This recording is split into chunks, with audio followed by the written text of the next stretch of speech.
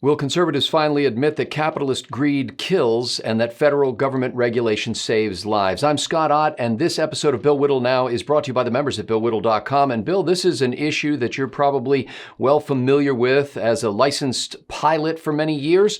The Boeing 737 MAX, which crashed two separate times and killing some 346 people and has been grounded for many months as the investigations continue as to what caused that crash. Well, the House Transportation and Infrastructure Committee has just released its report blaming both Boeing and the Federal Aviation Administration for lax oversight on the part of the FAA, for trusting Boeing too much to self-report, and for Boeing's management to put cost-cutting measures and speed of production ahead of safety concerns and to concealing from the federal government the true nature of what was going on with that 737 MAX.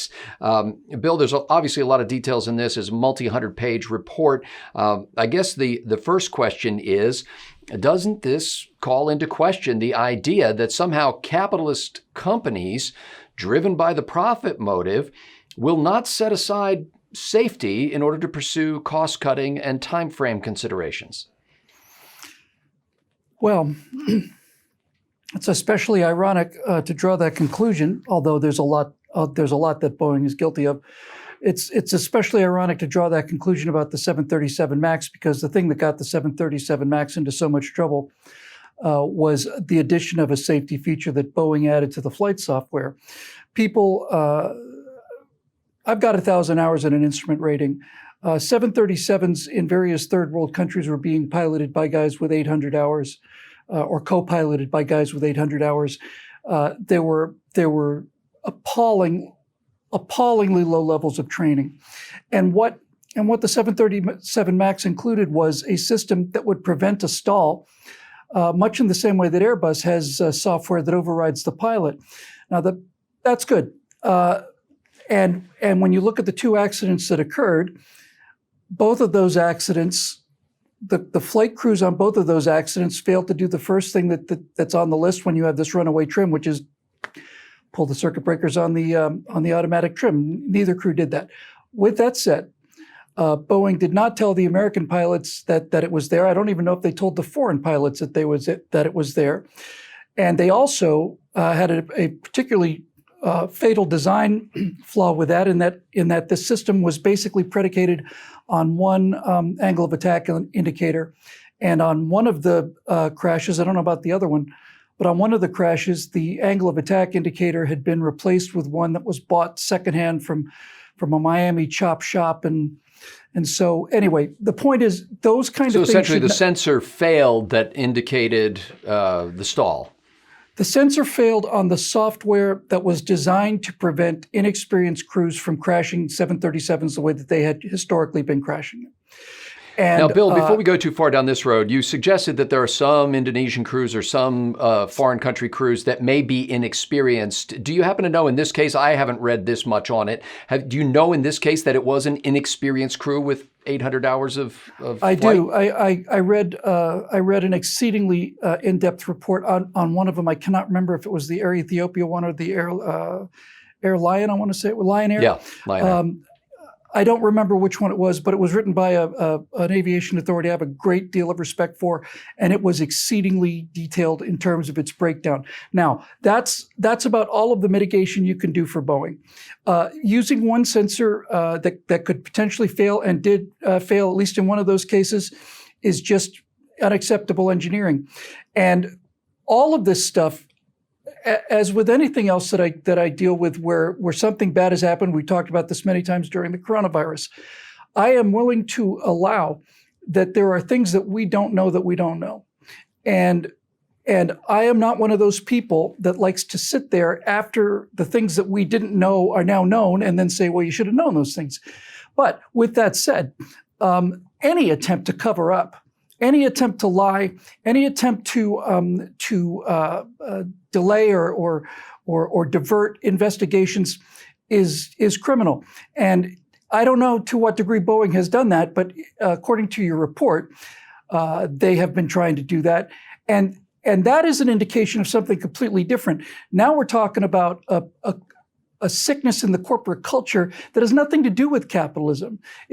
Because frankly, to be honest with you, Boeing is not a capitalist company, and it really can't be. You don't have a mom and pop 737 shop that's competing with Boeing. Well, Bill, yes, you do have Airbus, and the implication was by this House report that Boeing, in a rush to beat Airbus and have the plane that had the great fuel mileage that everybody was asking for, that they literally got so time driven by this that when there were teams of engineers meeting at Boeing, they would put a countdown clock on the wall to indicate you better get this darn thing done as fast as possible. So, in fact, it was, at least the House report indicates, that it was that drive for profits that shoved aside safety.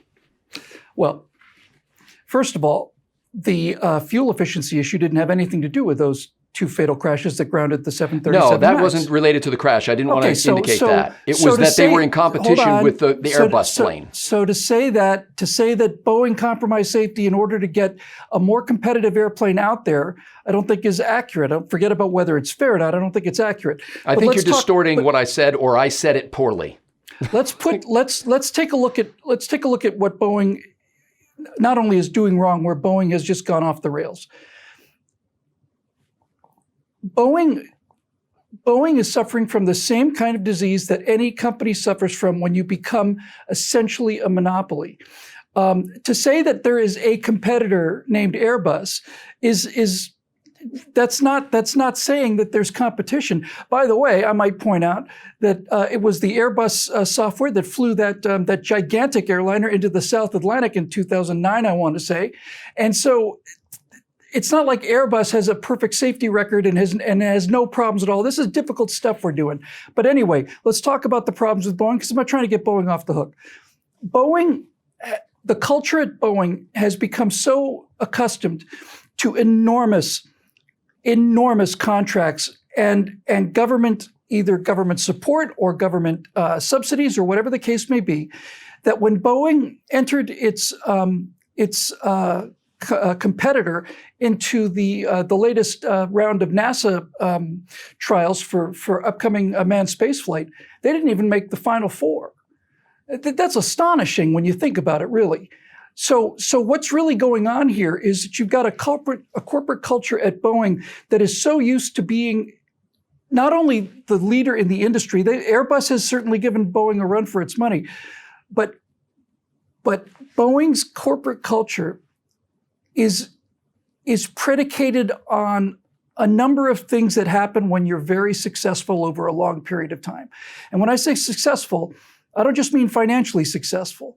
Most of the aircraft that are flying in American skies are Boeing, and for a good deal of aviation, they were all Boeing, practically, Boeing and Douglas. We have not had a fatal crash of a major airliner in the United States in 19 years. With 50,000 flights a day prior to the pandemic anyway. So they're doing something right, and they have been doing something right. And the ones that did crash 19 years ago weren't because of design flaws. That's correct. The one that crashed, the last crash, was an airplane, well, it might have been a design flaw. It was an Airbus, I want to say an A321. It flew through wake turbulence, and the pilot corrected with the rudder, and the vertical stabilizer came off. But my point is, we have not had a fatal crash in this country in 20 years. And given the amount of air travel there is, that means that Boeing and Airbus are both doing virtually everything that they do remarkably well, and so are the airlines. The crashes that Boeing that got the 737 MAX grounded had nothing to do with its maximum range. It had to do with what they thought was a safety innovation that turned out to be a really, forget about whether it was a good idea or not. The way they handled it in terms of when they finally, when that second crash occurred and the directive went out about these aircraft, there were large numbers of American crews, entire airlines didn't even know the feature was on the airplane. That's my understanding anyway. There's no excuse for that whatsoever. So yes, of course Boeing is culpable, and of course Boeing has gotten lazy and overconfident. If Boeing, which is an enormous company which deals with fantastically complex equipment, if Boeing's entry into manned spaceflight can't make the final four, SpaceX did, and maybe it was the final three, and I know two other companies I'd never heard of, produced better prototypes of better models, better perspectives than Boeing did.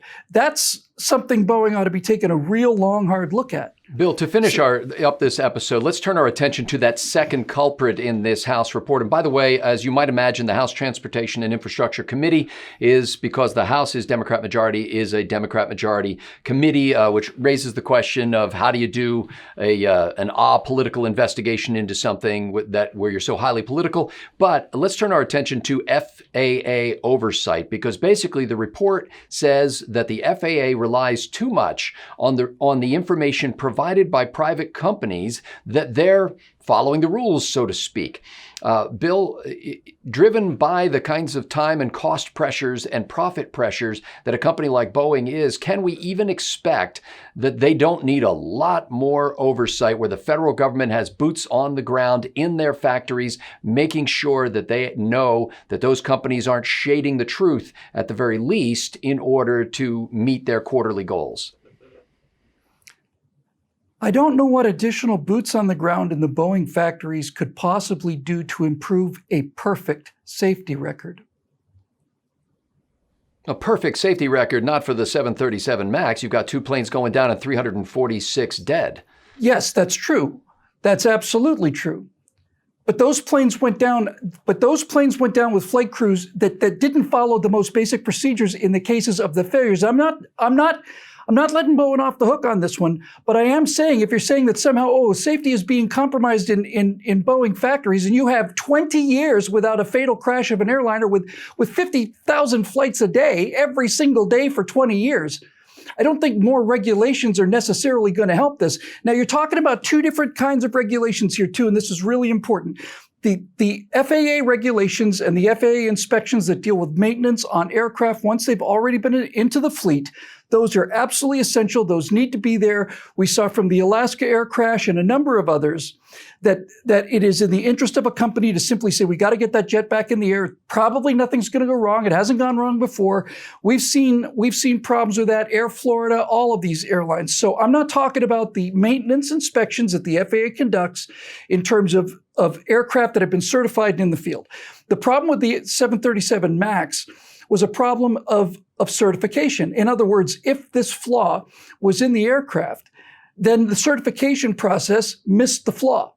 And the allegation is the FAA trusted Boeing, and that's why they missed it.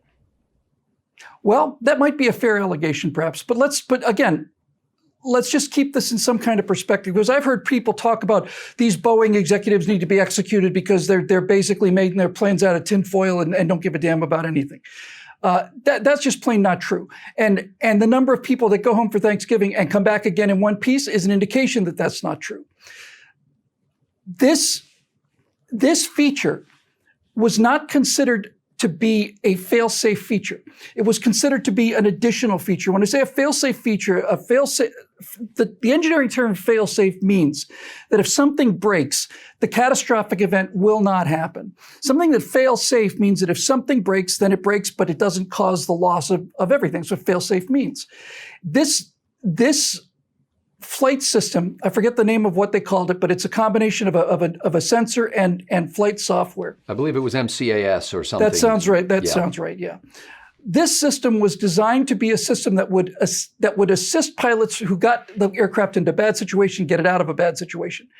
It was the engineering fault on that was a fault of having a single sensor, among other things. And I don't want to get into the details of that because I don't know as much about it as I should. But with all of that said, none of this is stuff like, hey, the wing spar failed and the wings came off because the FAA wasn't doing X-ray inspections of the construction of the airplane. So again, I know it sounds like I'm just doing all this backpedaling and shilling for Boeing. I don't get a check from Boeing. I have a high regard for Boeing and Boeing's safety record. I have a very high regard for it. But I also have severe concerns that that since they could not make the final 3 or 4 in the spaceflight, manned spaceflight category, they have become so complacent. That's the word I've been looking for the whole time. Complacent is not the same as irresponsible. Complacent is certainly not the same thing as criminally negligent.